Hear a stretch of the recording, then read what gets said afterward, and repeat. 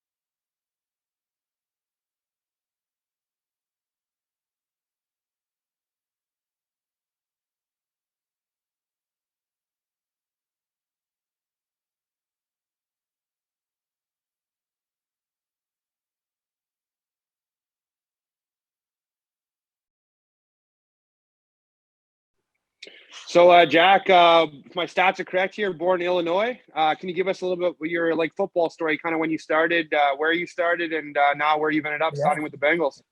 Yeah, so I mean, it's been a long story. I've been playing football for a while. I can't even remember how many years now, but I probably started, I gotta say, maybe middle school, so like 6th or 7th grade. But before then, I played flag football.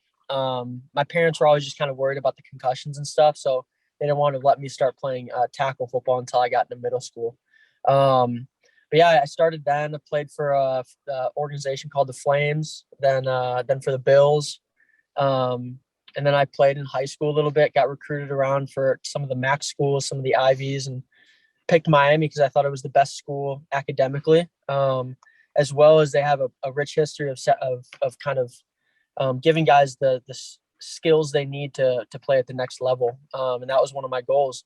And then obviously now I just signed a free agent deal with the Bengals. So it's been a long journey, but it's been pretty cool. And I'm fortunate and I'm blessed for sure.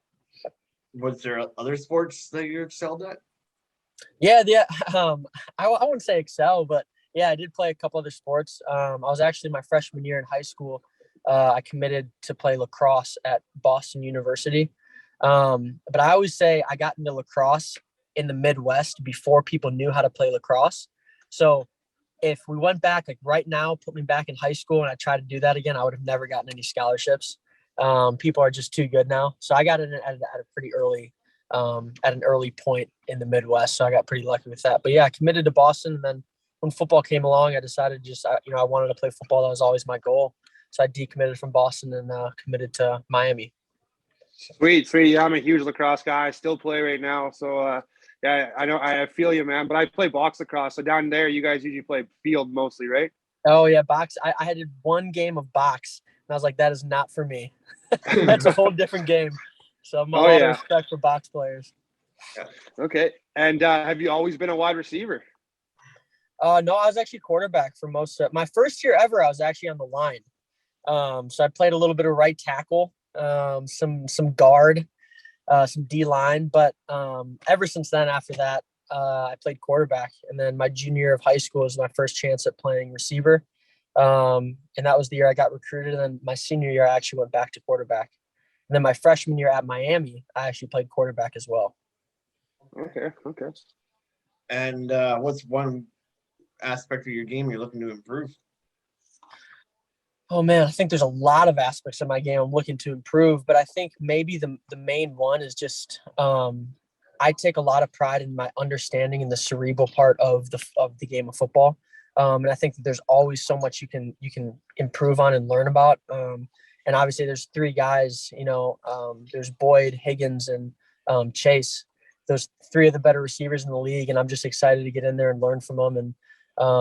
And you just learn the way that they see the field. And also hopefully I get some conversations with Joe and can understand the way that he dissects defense and the way that he sees it. And I'm just excited to learn just more of the cerebral, the IQ part of the game. I think that part of the game is really fun for me to learn.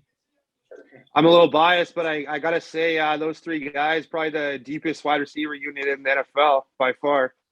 Yeah, no, it's cool. And that's why I'm super excited to get into a room that's just so rich with talent.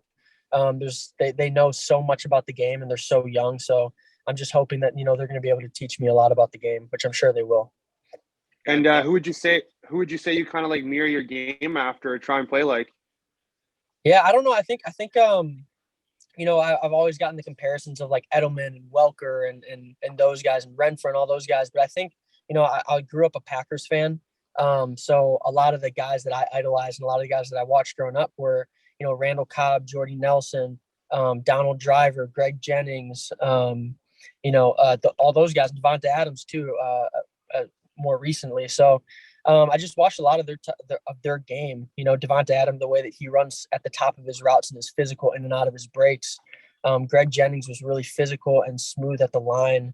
Randall Cobb is, he's very cerebral and understands the game, and just watching him dissect defenses and run routes to find holes it's really cool. So I just kind of take bits and pieces from the people that I kind of grew up watching. And what are some of your hobbies outside of sports? So I like golf. I'm a big golfer. I'm not very good at golf. I like it though. Yeah. I fish a little bit. I'm somewhat outdoorsy, but a big passion of mine is actually my girlfriend and I have started up a nonprofit called the Passion Project. So that's taken up quite a bit of time. And what the Passion Project does is we're aiming to provide resources to already established nonprofit organizations in the communities.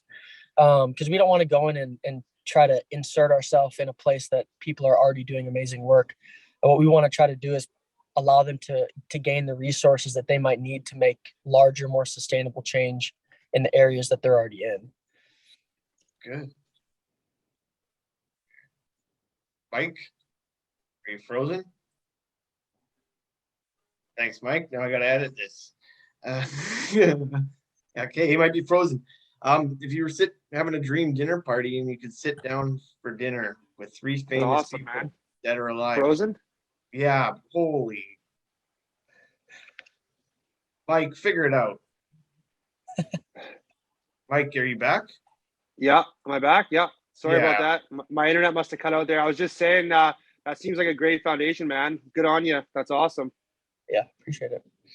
And who would you do you have any pregame rituals or routines? Is there anything like you do before games? Like, is there a prayer you do before the game, or is there any certain things you do? Yeah, I mean, I used to be very, very ritualistic and routinistic just about like my whole day when I was in high school.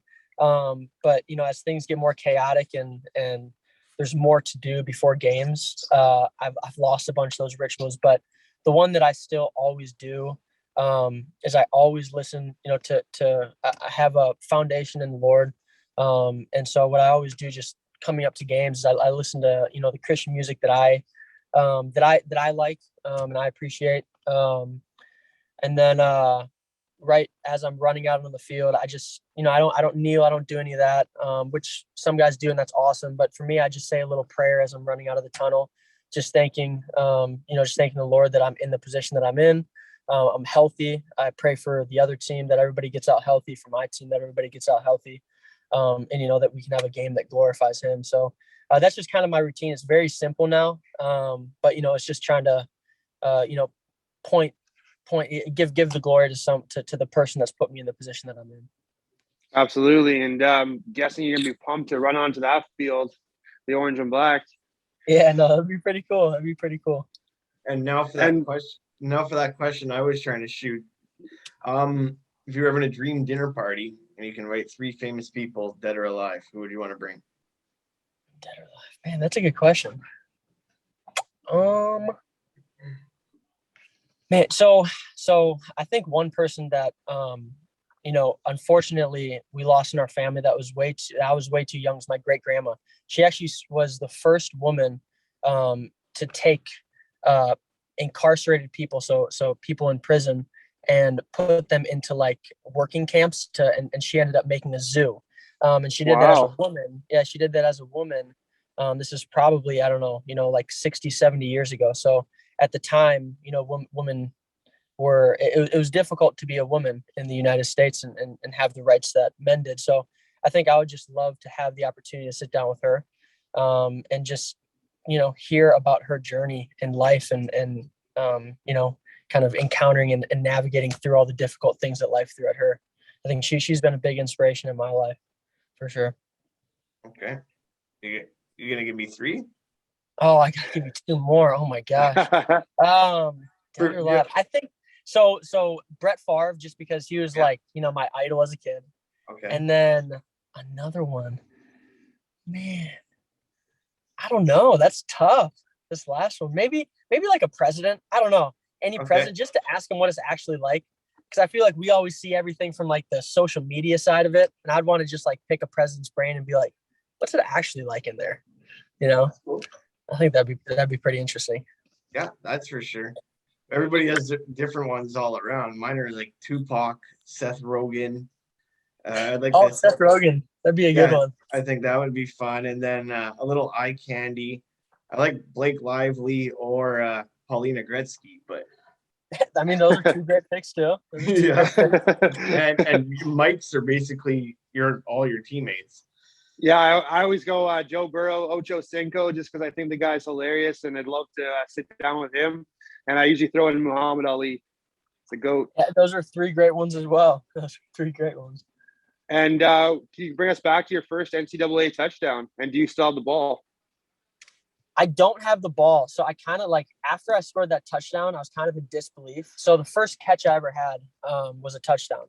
And I just kind of couldn't believe what had just happened. It was like an over route. I just caught it. It was like a couple yards away from the end zone and just kind of ran right in. It was so in shock at what just happened.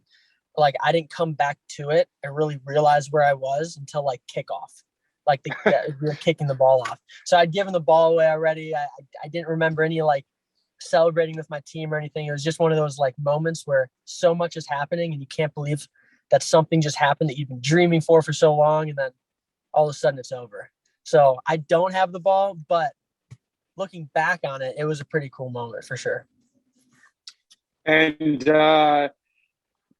obviously you had an incredible NCAA career, and obviously topping it off this year with 1,406 yards and 10 touchdowns.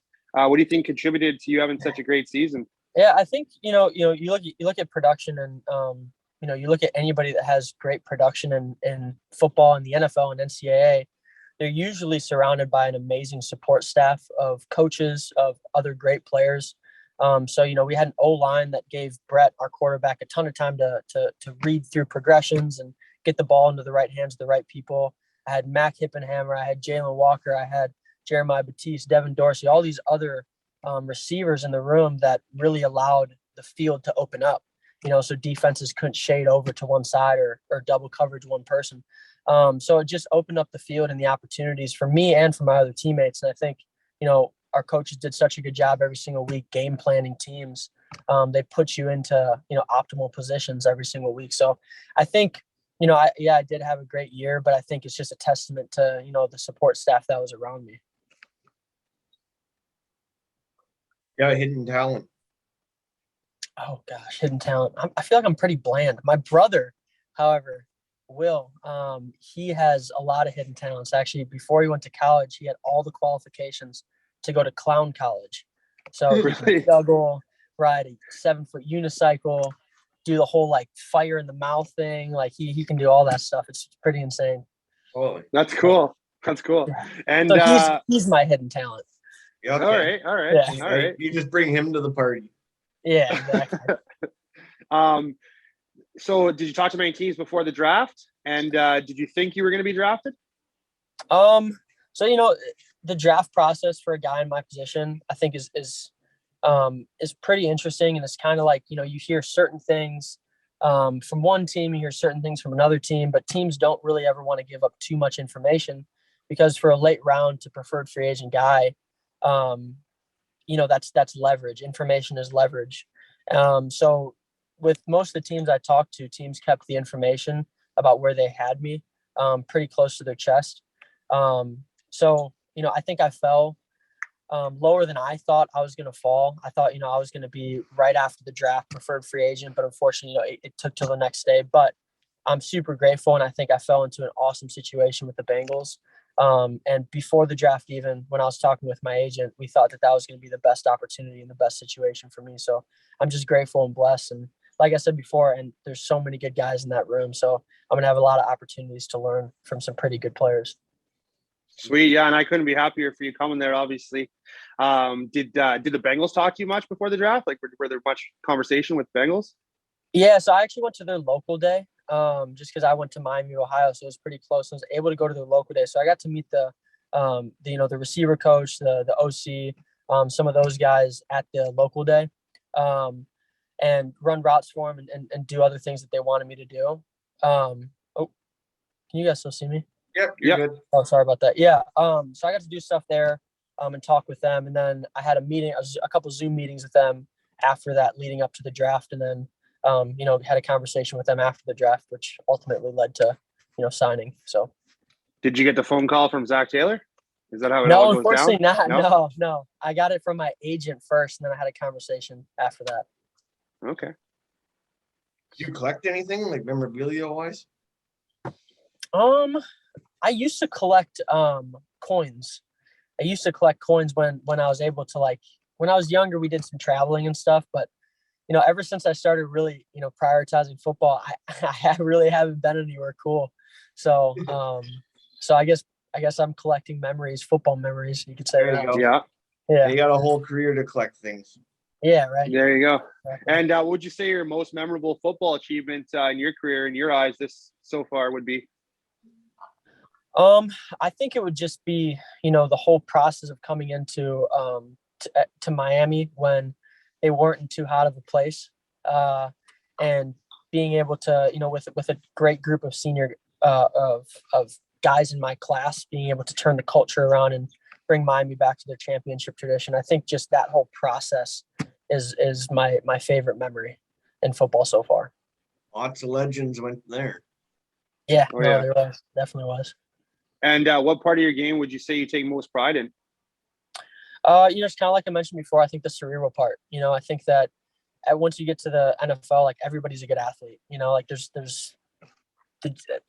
get into the NFL if you don't have some type of physical attribute that separates you from the normal person. So everybody's a great athlete, but I think the part I take pride in is the cerebral part and just the understanding of the game at a higher level than hopefully my opponents do.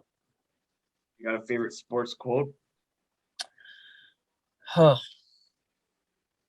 I do. I have a whole list of quotes, but unfortunately I don't remember them. Okay. But Nick Bear, I don't know if you guys know who Nick Bear is. He's the owner of BPN Nutrition. I listen to his podcast, and he is dropping amazing quotes left and right. So I would say any Nick Bear quote. Okay. What about sports movie? Express. Sweet.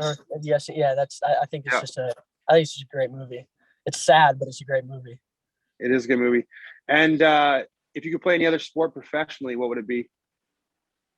Oh, soccer, for sure. Okay. I was never good at soccer, and I don't really even watch soccer. But when I do watch soccer, I think it's the most impressive sport I mean, eye-hand coordination is one thing, but like the foot-eye coordination that they have is incredible. And what about favorite road barn you've played in, or road stadium you've played in, and the future stadium that you dream to play in one day? I think my favorite stadium I've played in is the Army Stadium. I think that was my favorite just because of the tradition that they have there of like the low flyover, they parachute the ball in, all that stuff, and then all the cadets come to the game, and it's a pretty exciting environment. I think the one I'm looking forward to, if we ever get the chance to play the Saints, where I get to travel and be on the team with them, I think that would just be awesome. I've heard that Superdome is crazy. So I think that'd be a pretty cool environment. I for sure thought you were going Green Bay and Lambeau. Yeah, no, I think I've been there so much. I think that would be an awesome place just for like, memories of being like a kid going to the games. But I think for something I've never experienced, the Superdome, for sure. Okay. And bring us back to that 4-touchdown game. I know you set a school record there. Yeah, I think, like I said before, I think that's just like, a culmination of the guys around me doing their jobs, the coaches putting me in positions and trusting me to make plays, and then, just a great week of preparation. So, I can't harp on enough, like the production that I had last season is just a total reflection of the staff that we had and then the players that I had around me. So it was an awesome game, and, I had a lot of the publicity after it, but, I only had that type of game because of the guys around me. So out of curiosity, as like a fan, obviously, what's your next step? Like, do you guys head to OTAs, or how does that work now? Yeah, so we actually have a meeting tomorrow, and that we're going to get our whole schedule then. But from what I have heard right now is I guess we're reporting in 2 weeks for rookie minicamp, and we'll be there for about a month. And then we're off for a little bit, and then we report back mid or late July. Okay, sweet. So that's the rough schedule. Yeah. And for people that like obviously don't know your game, what would you say your game is? Like, what's are you a physical receiver? Are you more of like a route runner? What are you? Yeah, I think I would like to say I'm like a utility player. I blocked a lot at Miami.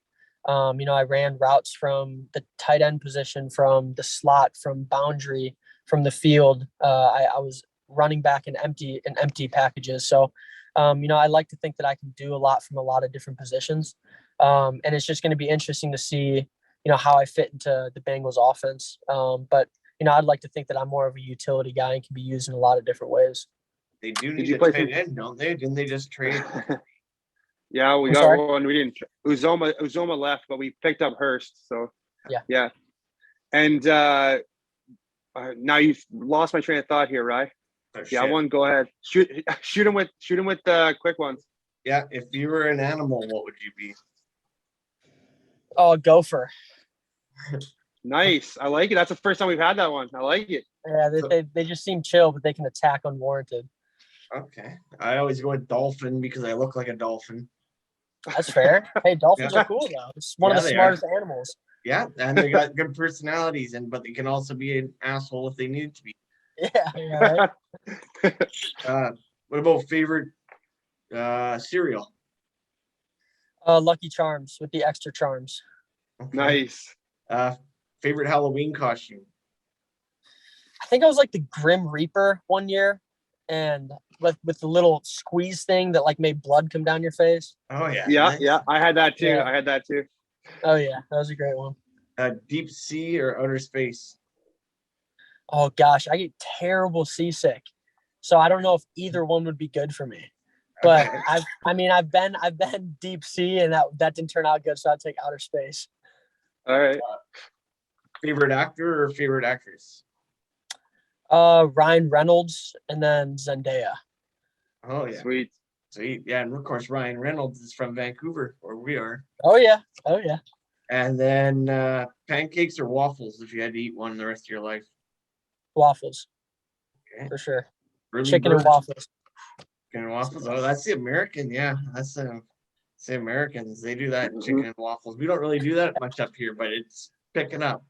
Yeah. Ryan, you order that all the time, Ryan, at ABC. I do. I do all the time. The early bird or night owl? Early bird for sure. Yeah, early bird. Okay. Comedy or drama movies? Gosh, I'm a sucker for a good rom-com. Okay. And Halloween or 4th of July?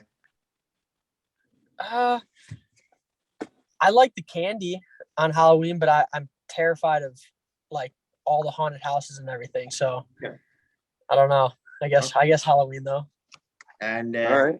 If you had a superpower, what would it be? To fly. Oh, for sure. Sweet. Mike, you're up. Yep. If you could take off anywhere in the world right now, where would you go?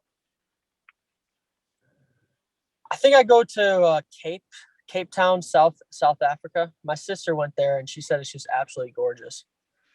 Sweet. And do you have a dream car? Yeah. Oh yeah. The new Ford Raptor that came out. I think that thing is so sweet. That is sweet. What do you buy with your first big contract? Yeah. Well, I got to make it to that, but yeah. All right. I just want to thank you, Jack, so much for taking the time for us. And obviously, I hope to see you on the field with the Bengals this season. And obviously, we're going to be fans for you for life. Hopefully, it's with the Bengals. And good luck this year. Yeah, I appreciate you guys having me on.